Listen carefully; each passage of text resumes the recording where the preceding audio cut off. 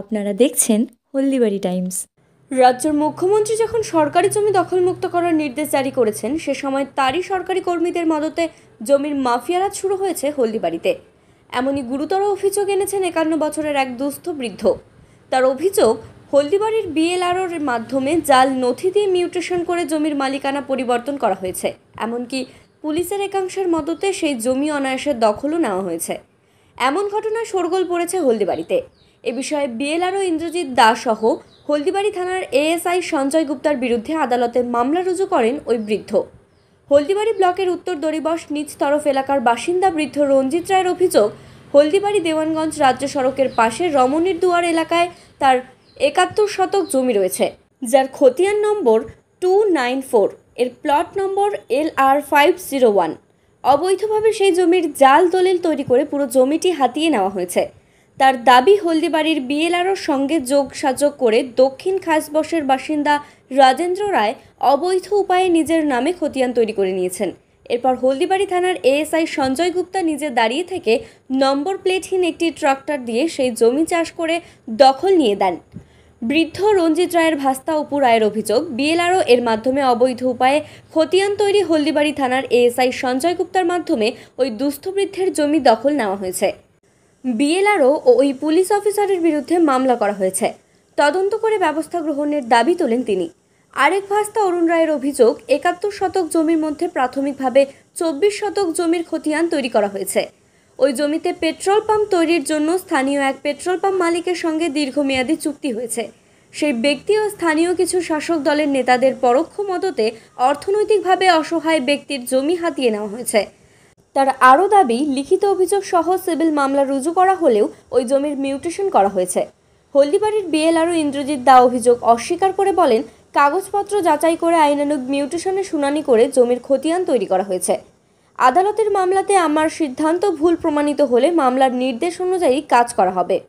সমস্যা, এই জমিটা আমাদের 71 শতক জমিটা, 71 তো না, এখানে 83 শতক আছে।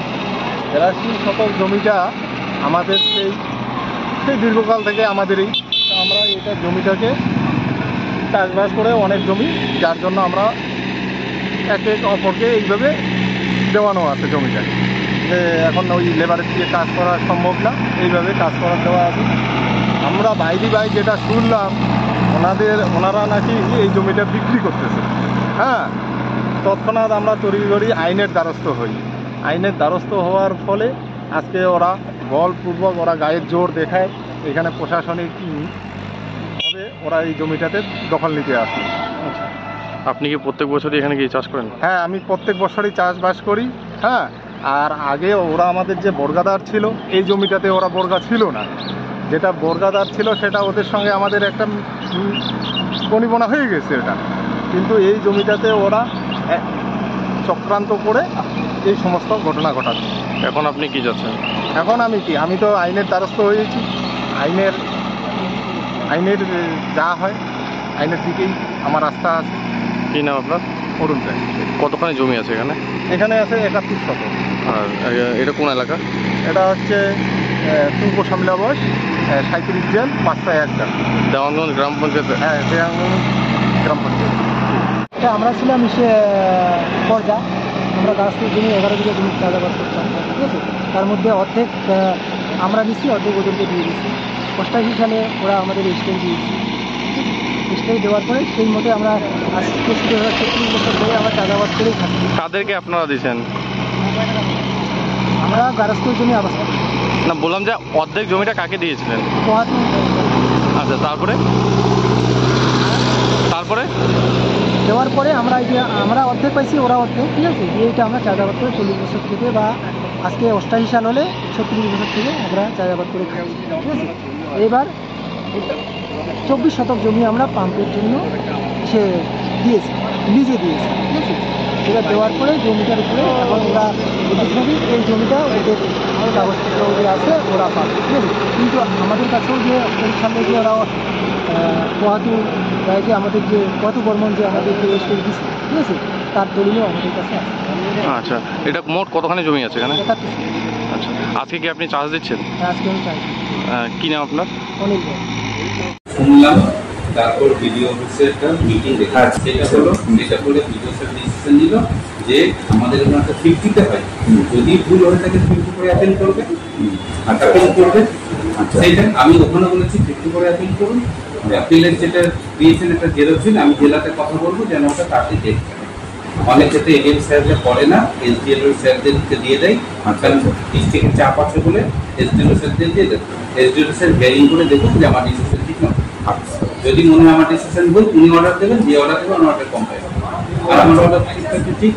এইটা কিন্তু আমি বলতে যে পলিটিক্যালি গোটা ব্লকে দেখতে পাবেন আমার ডিসিশন ভুল না। এটা হচ্ছে যে দুজন মামা ভান্ডে মোটামুটি, কিন্তু দুজনের পিছনে দুটো আলাদা গোষ্ঠী। এখানে পাঠিয়েছি, জেলাতেও পাঠিয়েছি, এবং কেসটা ব্রাঞ্চ করে ভালো করে জেরক্স করে রেখে দিয়েছি। এবং ডুপ্লিকেট বলতে সার্টিফাইড কপি। আমি একটা জিনিস, আমি যদি আপনাকে ডিড করে দিই, আমি ডিডটা দেখে বলতে পারি যে জানি। সার্টিফিকেট কপিতে যদি আমার নাম থাকে তাহলে আমি সার্টিফিকেট কপি মানে হচ্ছে ওটা রেজিস্ট্রি হয়েছে কিনা। একটা ডিড কেউ নিয়ে এসে দেখালো, ওটা এডিএসআর সাহেবও বুঝতে পারে না, এত সুন্দর করে করে। আমি বলবো যে এডিএসআর সাহেবের সঙ্গে কথা বলে দেবেন, কোনো ডিড ওনাকে দেখালে যারা জাল করে এত সুন্দর করে অরিজিনাল দেখে বলতে পারবে। তারা যখন কম্পিউটারে ঢুকবে, ঢুকে দেখে বলবে, তখন ডিড জাল আমি বলবো। ডিড জাল বলার কোনো জায়গা নেই। এটা দেখেছি দুই পক্ষের হিয়ারিং করা হয়েছে। সব এইটা বলে দিই যে দুজনের মধ্যে কেনা বেচা, দুজনের কোনো প্রবলেম নাই। প্রবলেমটা হচ্ছে এর পক্ষে একজন বড় মাথা, ওর পেছনে একজন বড় মাথা দাঁড়িয়ে ওই দুজনের মধ্যে জিনিসটা মাঝখানে আমি করে দিই। সব কিছু তো আসবে, আমি দেখবো, দেখে আসবো, কিন্তু বলেও দিচ্ছি ভিডিও সাহেব এবং সেদিন আইসি সাহেব নিজে ছিলেন। যদি মনে হয় এখান থেকে কেয়ার করুন, হেডকোয়ার্টার থেকে অনেক সময় কি করে সাব ডিভিশনের নামে হিয়ারিং করুন। যদি মনে আমার ডিসিশন বলুন, ওনারা 50 করে অ্যাপিল করবে। আমার ক্ষেত্রে খতিয়ান করা মানেই যে সেই জমির সব কিছু তা নয়। আইনে যেটা বলে যে আমার নামে পর্চা আছে মানে যে আমি জমির সব কিছু, তা নয়। শুধু পর্চা থাকলে হবে না, আমার নামে আমি একটা খতিয়ান করে দিলাম মানে কি আমি জমি মিলিয়ে দখল থাকতে হবে, আরো অনেক কিছু থাকতে হবে, খাজনা দেওয়াতে কারণ অনেক কিছু থাকতে